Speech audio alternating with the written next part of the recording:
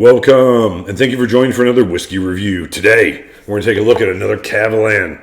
This time, the Solist single cask strength sherry cask.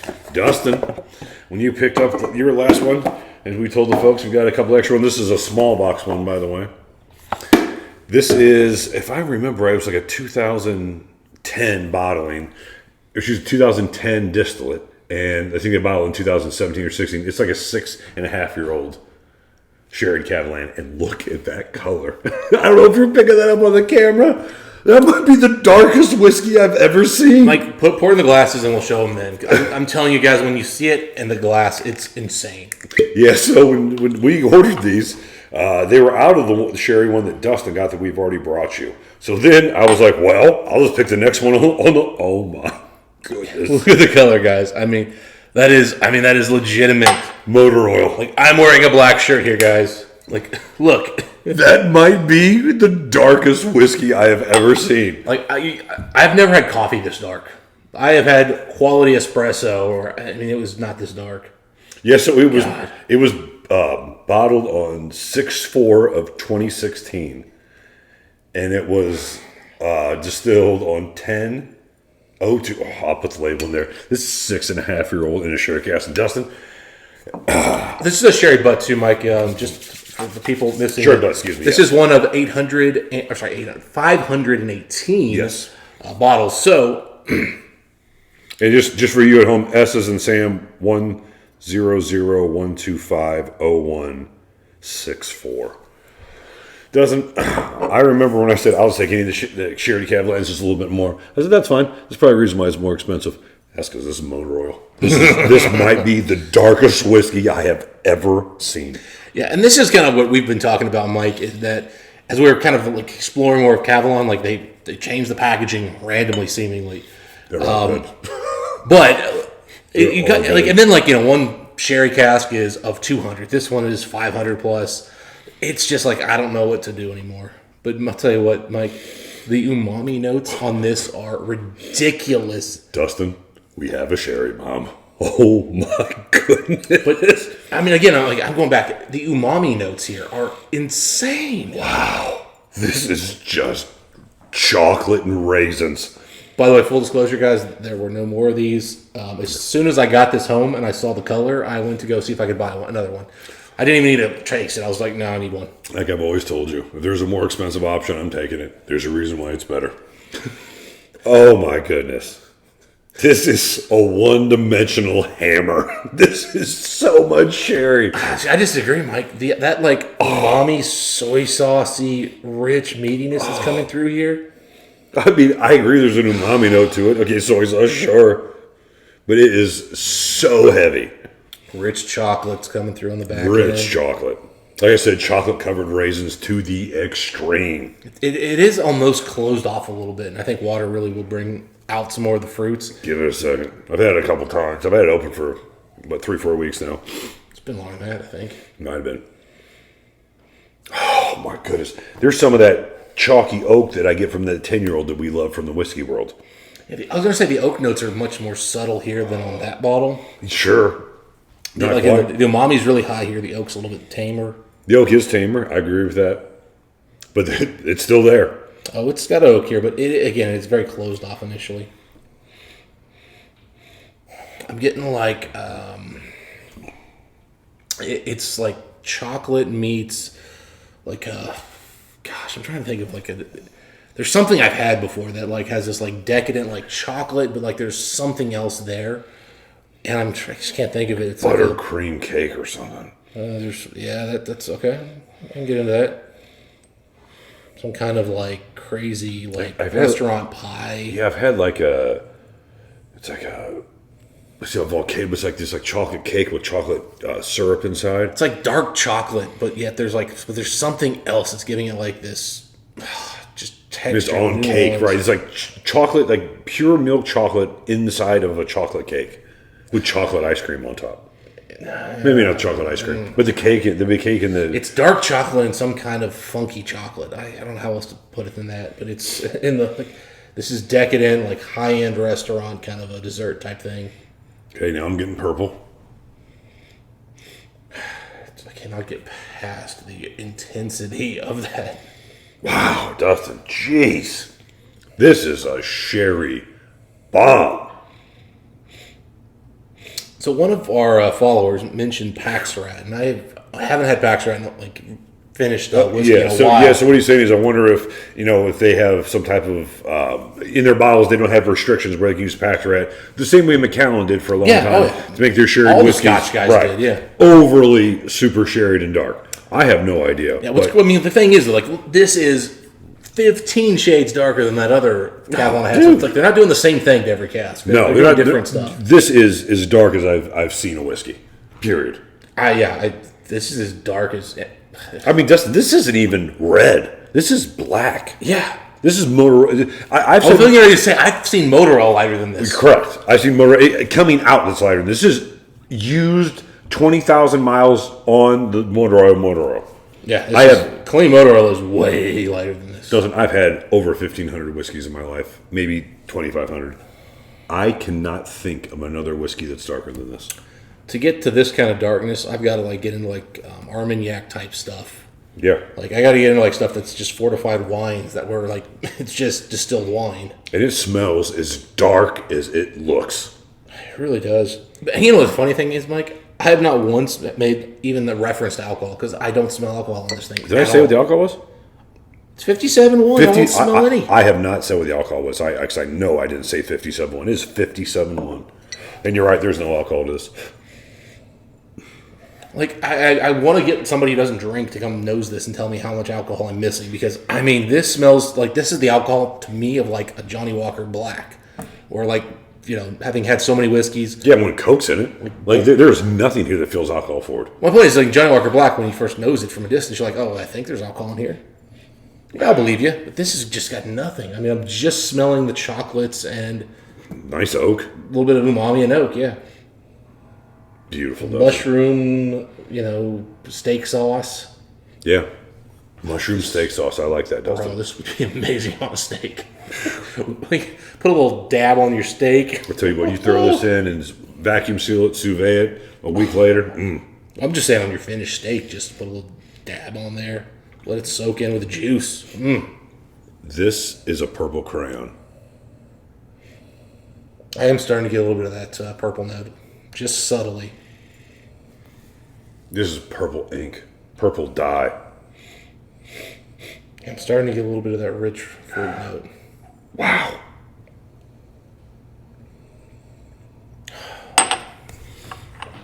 Mike, I'm going to dive in here, not because I'm enjoying this, but because I can't wait to put a little water on this to see it open up, because I know it's going to uncoil like a dragon.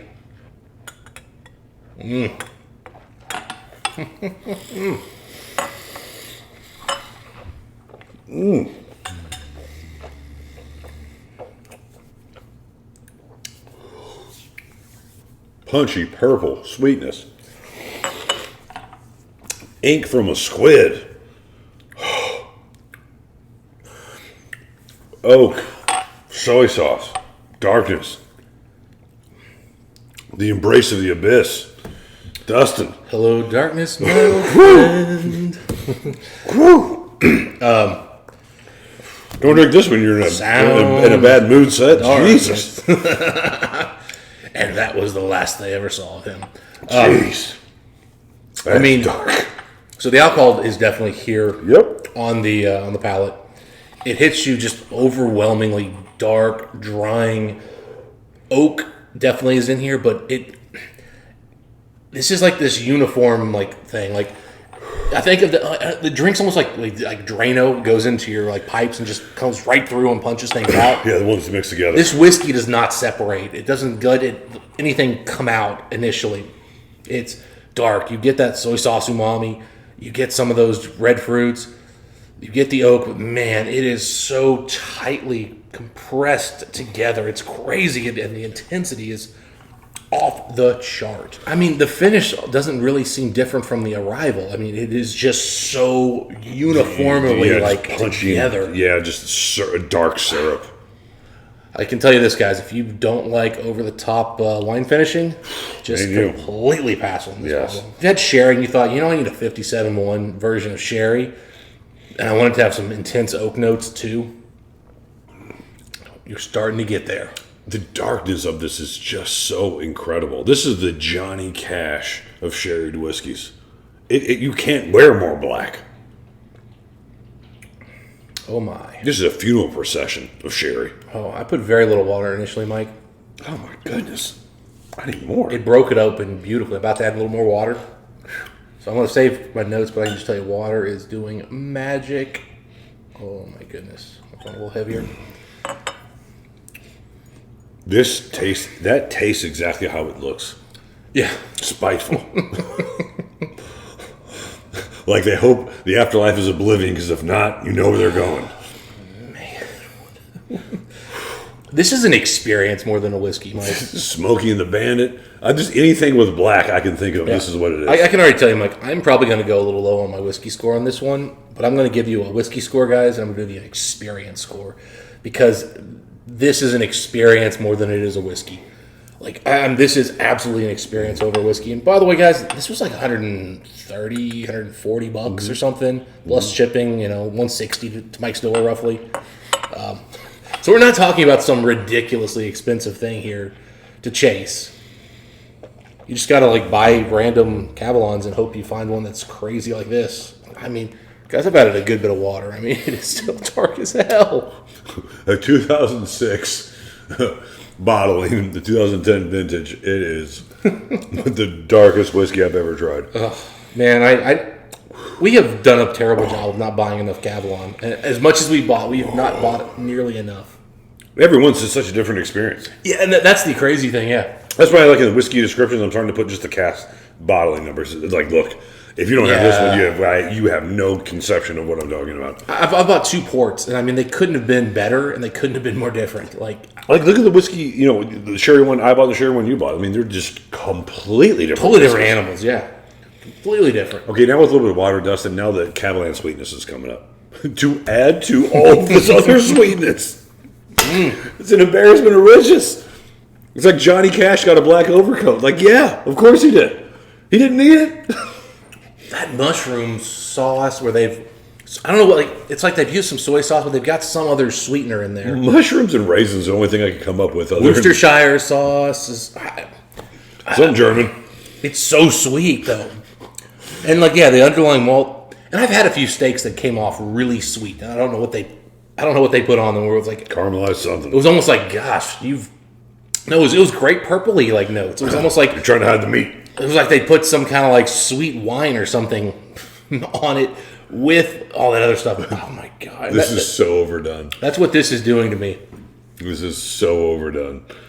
Man. And I love it.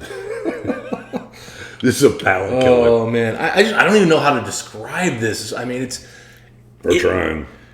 It has this sweetness that's incredible. It's obvious. It's really intense. But then it's also got this steak sauce thing going on. The steak sauce is so heavy in this. Yeah. I wouldn't say A1, but I've never had an umami steak sauce note so thick and heavy. Okay, A1 has a sweetness to it. It's a grittiness too, yeah. Well, I mean, A1's cheap garbage steak sauce, but it has a sweetness and a savoriness. Good with fries. This has a very similar note to that. It's so much better. Right, it's more premium and well done. Yes. But to give you guys an idea of sweet and savory, that's kind of in the ballpark. This is less sweet than that as well. It's the only thing it's the only thing I get this close. Yeah, it's like Dr. Pepper and root beer. Yeah, I mean, you might get a barbecue sauce that kind of comes into this where it's really smoky, kind of a barbecue sauce. Texas rub. Yeah, but it's more of a barbecue rub. You're right. It's not the tomato sauce. I told you. I've been down to Dallas a lot these days. That's true. You have been down there more. Yeah. Last year, 3 times. I tell you what, it's a great city. I love Dallas. Yeah, no, Dallas. If I was if I was looking to move someplace south, I'm not a big fan of the heat, but Dallas is definitely a cool city. Literally, the only place I would ever consider moving in the United States that wasn't by a huge body of water, because I'm a beach guy. Well, I'd never move anywhere near water. Yeah, and you would never move anywhere near water. Correct. This is the only except Chicago. This is the only place that we could coexist, Dustin. Midwest, the only place someone like you and me could happen. But yeah, some Mike and I will not be living together when we retire. You're gonna go to Montreal, and you know where I'm going. Wherever Dylan is in South Florida. All right, Dustin. Let's get to it, my friend. Whiskey score time. It's my bottle. I will let you go first. This is a pungent whiskey, regardless of what the score is going to be. Yeah. So, Mike, I don't know how to score something like this as a proper whiskey. I'm going to score this an 88. And the reason I'm giving that is because whiskey's not supposed to have this much cask influence. It's not supposed to kill the malt this much. Now, folks, I also told you I'd give you an experience score.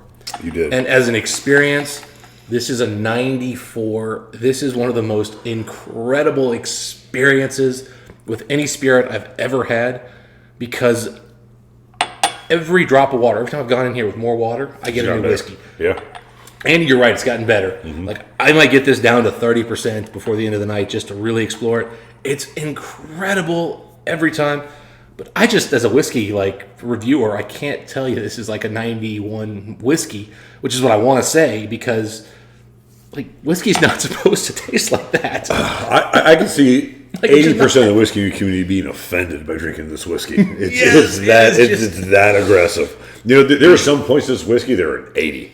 And there's some aspects of the whiskey is the greatest sherry malt you might experience in your lifetime. Look, I'm going to cop out and go with an easy 88 as well. That's a fun, enjoyable whiskey. Yeah. And this is a fun, enjoyable whiskey. Well, it's not a cop-out score. That's a safe thing for what this really is. Look, if you don't like sherry, run.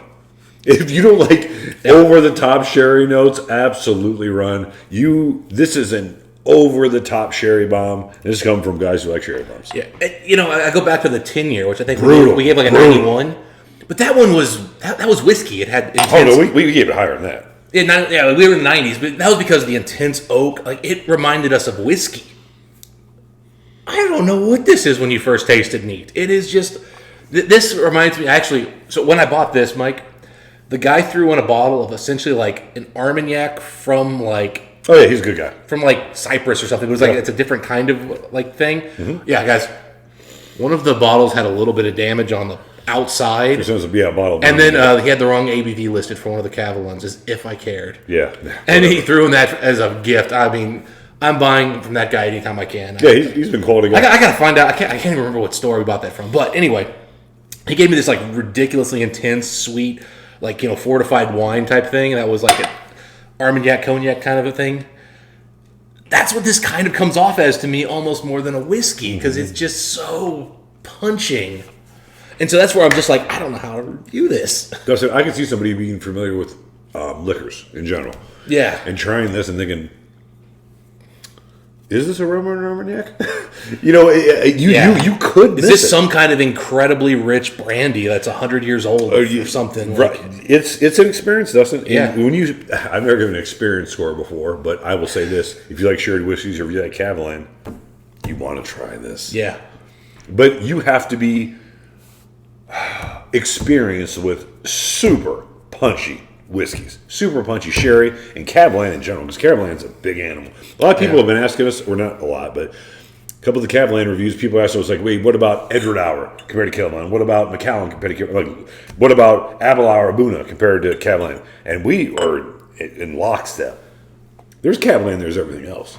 When it comes to sherry, big punchy sherry. No one is doing sherry casks like Kavalan is right now, guys. This is an extreme outlier in the absurdity of what this is. We find a lot of these. Yeah. But Kavalan on the whole is just putting out the best sherry casks. And, our friend who made the reference to Paxrat, I challenged him, but I was not... I want to make very clear, I am not saying they're not. They very well could be. You know what? He got me thinking. And there's no reason why they couldn't.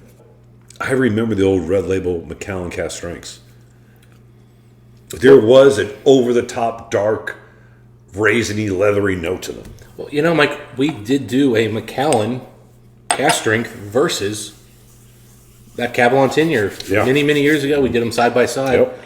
We picked the Kavalan. Our friend who brought us the Macallan, he picked the Macallan. There were no losers in that lineup. They were beautiful, but they were very similar. Yeah. In some of those notes, and I believe that was still Paxrat. I could be wrong. I believe all the red labeled Macallan cast strengths were Paxrat. I can't when remember they had the 10 and the white label, I think those were all past.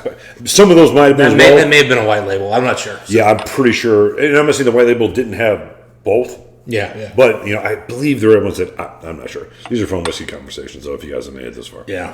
For sure. All right, so we'll get to the end of this whiskey. So if you guys get a chance to try this one, let us know what you guys think. Just until next time, what do you wish the folks? Happy. I just got punched by Mike Tyson drinking. See you next time.